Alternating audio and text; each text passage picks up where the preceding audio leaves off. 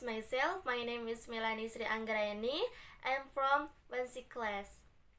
And I am Arabic Language and Literature Department, Faculty Equity and Humanities, Sunan Gunung Jati, State Islamic University, Bandung.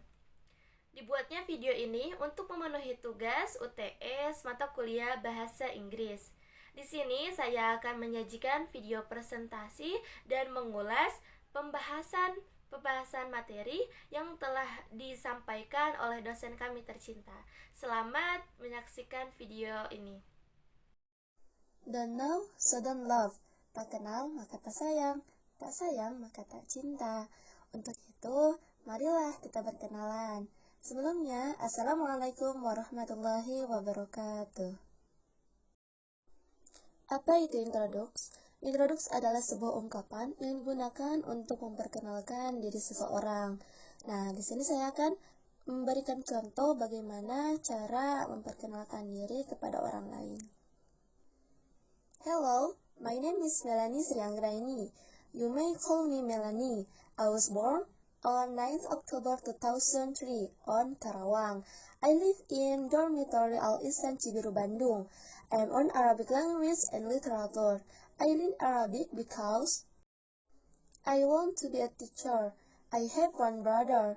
I'm number one in my family. My hobbies are reading novels and watching film. My father is polyhead and my mother is housewife. Nah, kurang lebih seperti itulah cara perkenalan dari saya. The introduction is done. The next point is the question.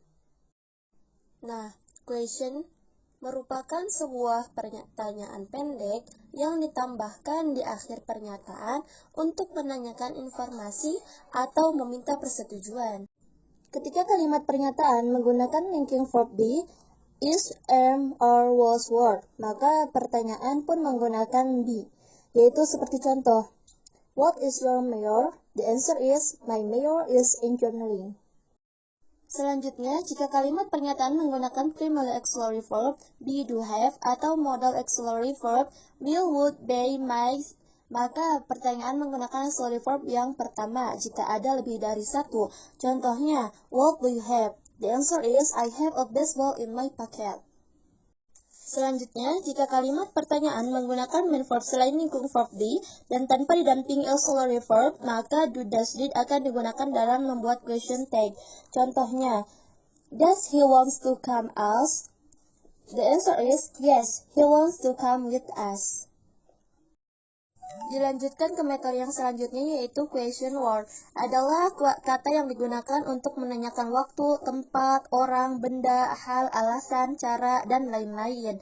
Question word itu mencakup pertanyaan yaitu what, where, when, why, which, who, whom, whose. Contoh yang pertama ada what atau apa. Question word ini digunakan untuk menanyakan benda atau hal, thing. Contohnya, what are you doing here? Artinya, apa yang sedang kamu lakukan di sini? Yang kedua ada where atau di mana. Where digunakan untuk menanyakan tempat, place. Contoh, where does he live? Yang ketiga ada when atau kapan. Question word ini digunakan untuk menanyakan waktu, time.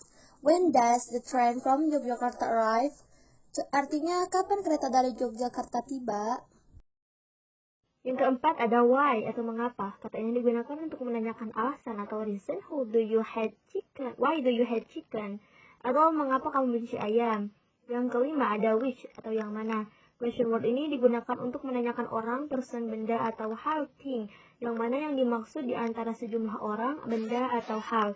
Which one is better? Mana yang lebih baik? Yang keenam ada who atau siapa. Question word ini digunakan untuk menanyakan orang. Contohnya, who is the man? Artinya siapa pria itu. Yang ketujuh ada how atau bagaimana. How digunakan untuk menanyakan cara atau manner.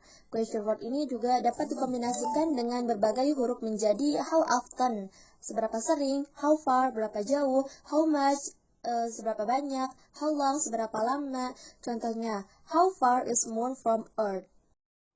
Tidak berlama-lama, langsung saja masuk ke materi selanjutnya. The next discussion is proposition sentence atau propositions place. Apa itu propositions? Prepositions adalah kata yang dikombinasikan dengan noun atau pronoun, membentuk frasa yang menerangkan verb, noun, atau adjective. Berikut ini beberapa proposisi tempat beserta contohnya. Yang pertama ada on, digunakan untuk permukaan secara horizontal atau vertikal. Contohnya, look at all the books on your desk. Dan ada at, digunakan untuk tempat yang spesifik. Contohnya, I enjoy my 3 years at university. Selanjutnya ada for, bisa digunakan untuk menunjukkan waktu maupun tempat. Contohnya, we walk for meals. Dan ada beside, menunjukkan posisi. Contoh, he was sitting beside John. Dan selanjutnya ada between, biasanya digunakan untuk menunjukkan posisi di antara dua orang atau benda. And contohnya, Anna between Reza and Maya. The next discussion is imperative sentence. Imperative sentence merupakan sentence type atau tipe kalimat yang digunakan untuk membuat perintah, command, perintah atau warning, instruksi atau instruction, nasihat, advice, juga permintaan atau request. Itu adalah definisi dari imperative sentence. Nah, di sini ada beberapa contoh imperative sentence. Pertama ada request, contohnya have a nice dream, semoga mimpi indah. Yang kedua ada advice, never forget the person who loves you. Ini termasuk amanah. Jangan lupakan orang-orang yang mencintaimu.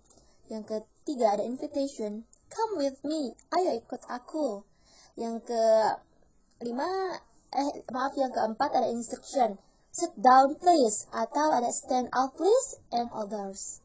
Tibalah pada materi yang terakhir, yaitu polite request. Apa sih itu polite request? Mari akan saya bahas pada slide selanjutnya. Polite request adalah kalimat sopan yang digunakan ketika kita ingin meminta bantuan atau meminta izin. Nah, kata-kata sopan tersebut seperti would you, could you, will you, dan can you. Bisa digunakan salah satu dari keempat kata tersebut. Nah, rumus dari polite request seperti ini. Would you or could you plus simple verb plus O or C, please. Contohnya, could you take the books for me please? And would you open the door please? Rumus yang kedua ada will you or can you plus simple verb plus O or C, please. Contoh, will you pick me up at home? And can you spell your name please? Alhamdulillah, semua materi telah saya sampaikan. Saya memohon maaf atas segala kekurangan yang saya sampaikan dari segi pembahasan materi ataupun perkataan. Terima kasih atas perhatian dari semuanya. Thank you for your attention. Sorry for the shortcoming and mistakes. Saya Melani Sri Anggraini pamit undur diri. Wassalamualaikum warahmatullahi wabarakatuh.